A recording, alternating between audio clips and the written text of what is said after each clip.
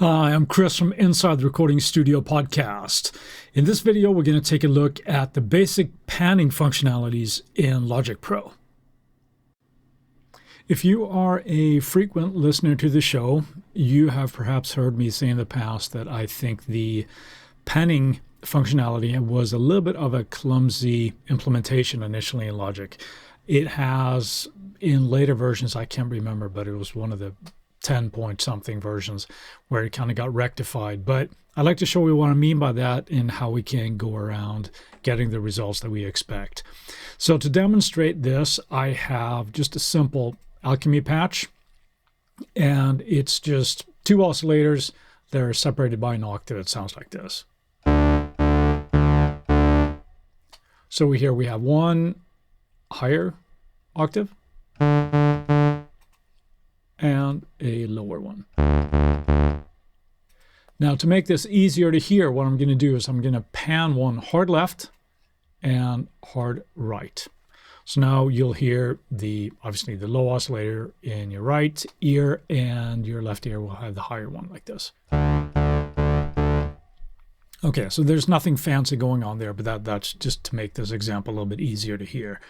So by default, if we pan our channel strip to the left and to the right, check out to see what happens.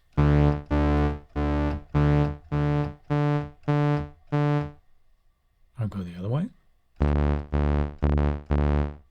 Now you hear we actually lose one side, and that's because by default, Logic is not set to pan the entire stereo field, but just is actually a balance knob. So you're balancing between the left and the right channel, and that's oftentimes not necessarily what we want. Now in recent versions, this has been updated, so now we have a stereo pan here as well as binaural pan, but I'm not going to cover that one in this video. But the stereo pan now will behave as we can expect. So we see we have this little arch going all around it, meaning that we're taking up the entire signal. And now if I pan to the left and right, you'll hear both oscillators panning along with it.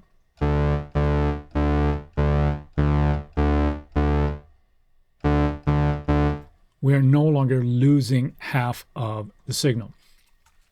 So that's much better in my opinion. Obviously in other applications, other DAWs, they're dealing with this differently. In Pro Tools, for example, you have two knobs that you can independently pan the way you want them to be placed. Now in Logic, we don't have to have just the entire spectrum here as well. What we can do is if we click here and drag up or down, we can narrow the stereo field here as well, which is actually quite handy. So let's check this out, what we can do.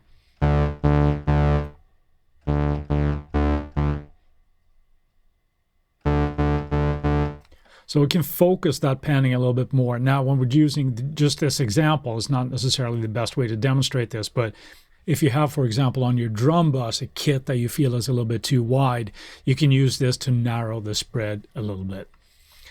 So hopefully that clears up some of the confusion that can be there, because sometimes when we start, I do believe that the balance function here is on by default, and that can be a little bit confusing and can lead to some rather odd results, perhaps.